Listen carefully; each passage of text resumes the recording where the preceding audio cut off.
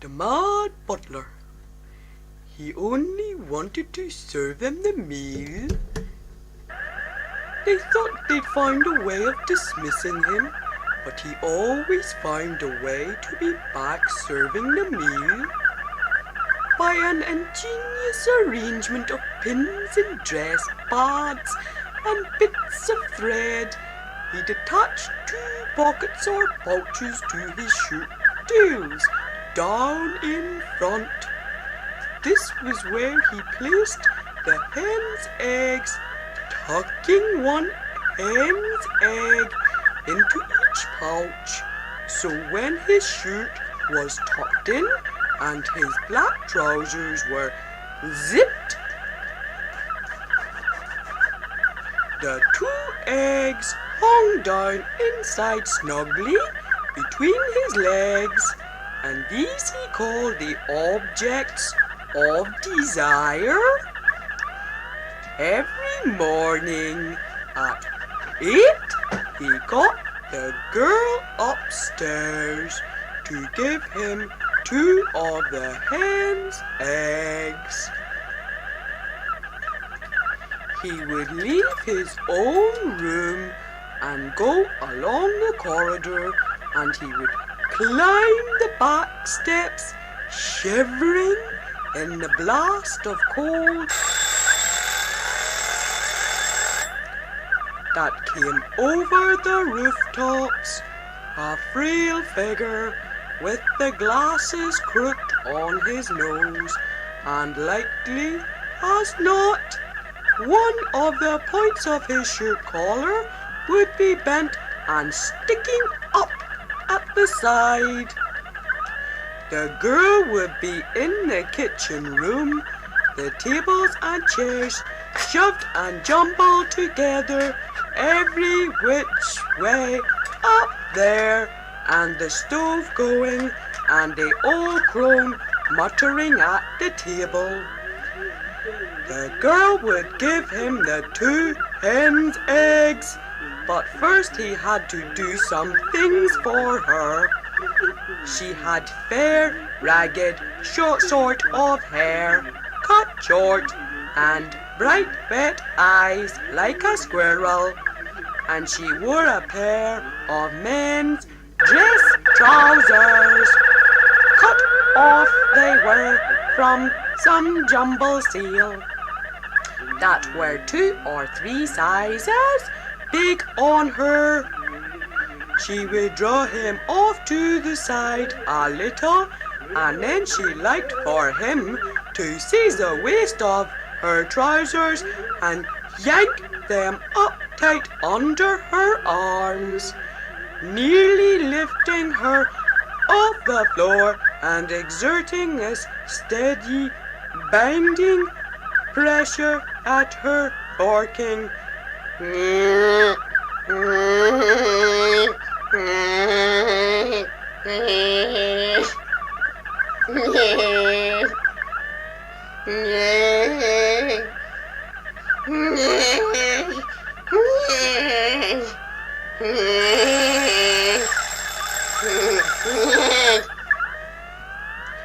Long drawn out minutes of it.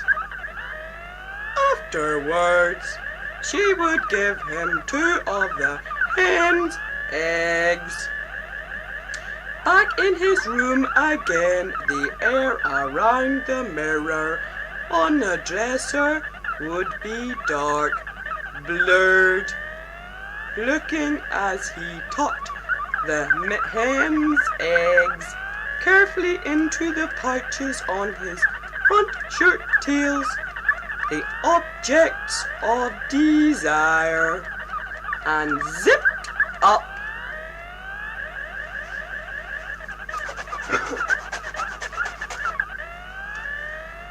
Ready to go and serve them the meal. He only wanted to serve them the meal. Crossing the city on the bus, he thought about the family. He saw them at the table where he would serve them the meal. In yellow and seer. First the father's head, dark oak.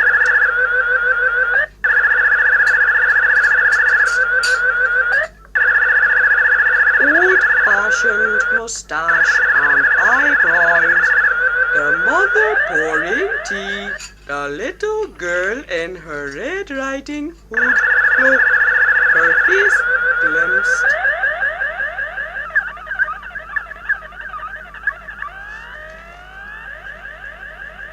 First the father's head, dark, old-fashioned mustache and eyebrows.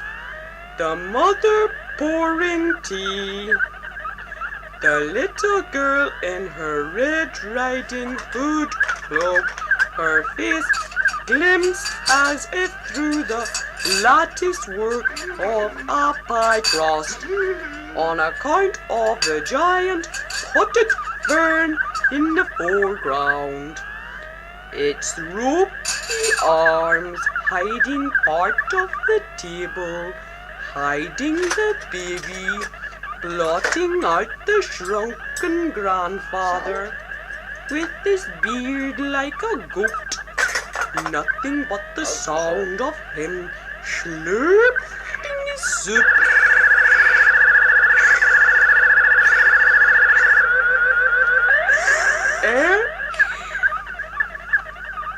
Areaway comes in the alley, back door locked, tracks scooped in the mud, and him out there, down from the bus, with the objects of desire between his legs, studying the lay of the land, figuring how he's to get in this time, studying on how to gain illicit entrance once again so he can serve them the meal. And the cold, he sometimes felt he might freeze out there.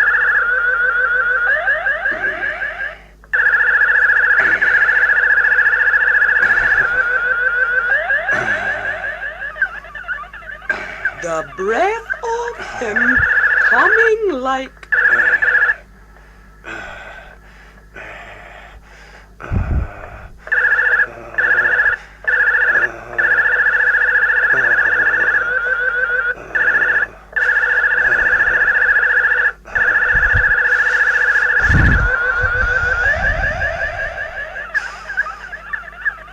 steam engine out in the areaway, studying things to see how he might go about it this time, studying it, past and gone again, how to do it this time, so he can serve them the meal. Sometimes it's pretending to be a tradesman. Other times a half-witted delivery boy.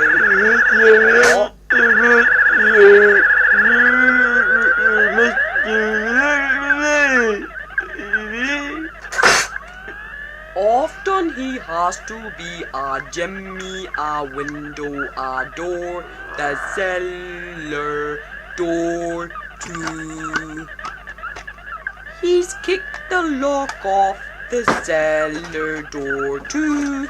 He's gotten in past the maid by putting the cold mud.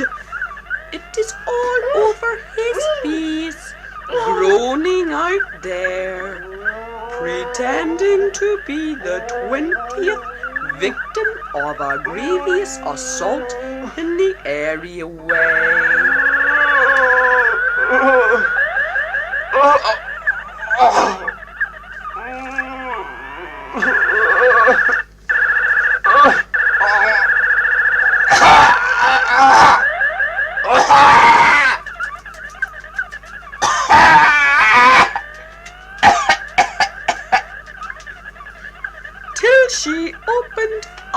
then sprang past her through the kitchen down the hall.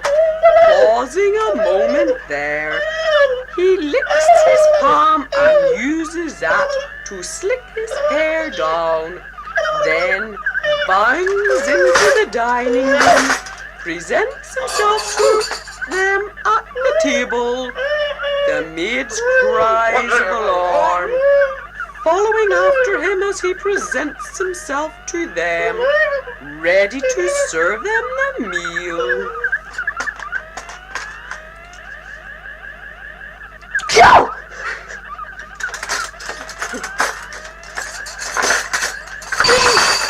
Think of it, none of them at the table can remember a time when it was them, the meal, wasn't this way. When he wasn't out there trying to get in, trying to serve them the meal. Not even the grandfather with his old goat's beard. Generations bent on dismissing him. Changing residences, moving away.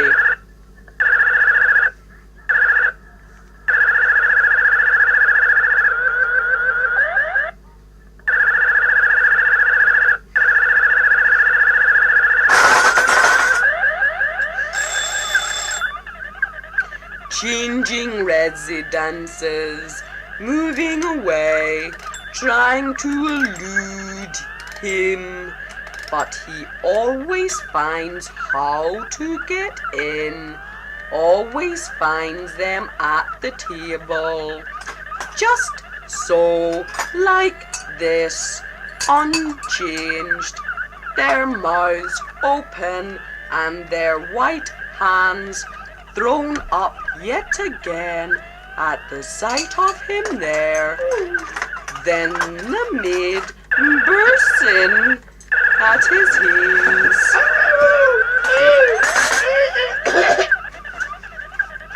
wringing her hands in the doorway and saying,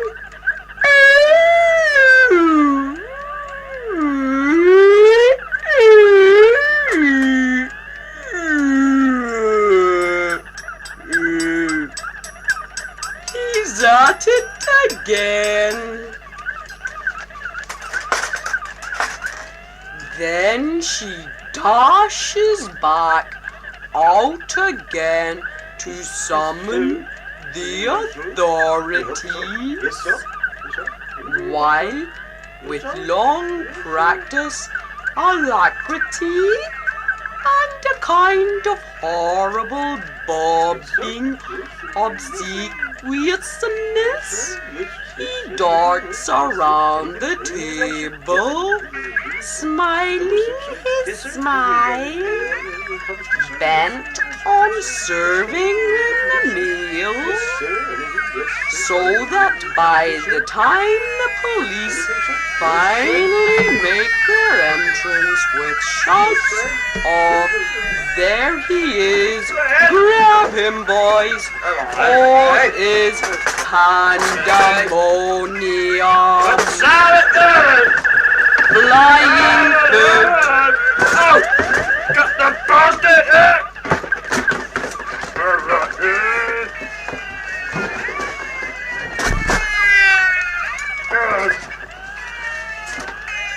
Flying food, the air rent with ejaculations, and for him, unquestionably, for him, the best moment is at hand, and that is when his body is lifted. Man,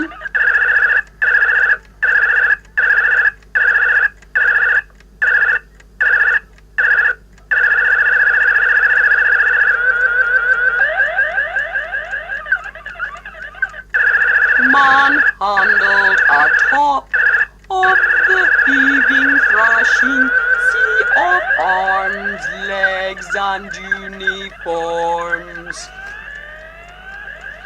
Man-handled atop the heaving, thrashing sea of arms, legs, and uniforms, so that at last he is carried off, one of the thick, sweaty red hands of law, in its clutching and reaching, likely as not, grabs the two hens' eggs in their pouches between his legs, brutally crushing down and squeezing them. What a sensation for him then to feel them all broken and smeared.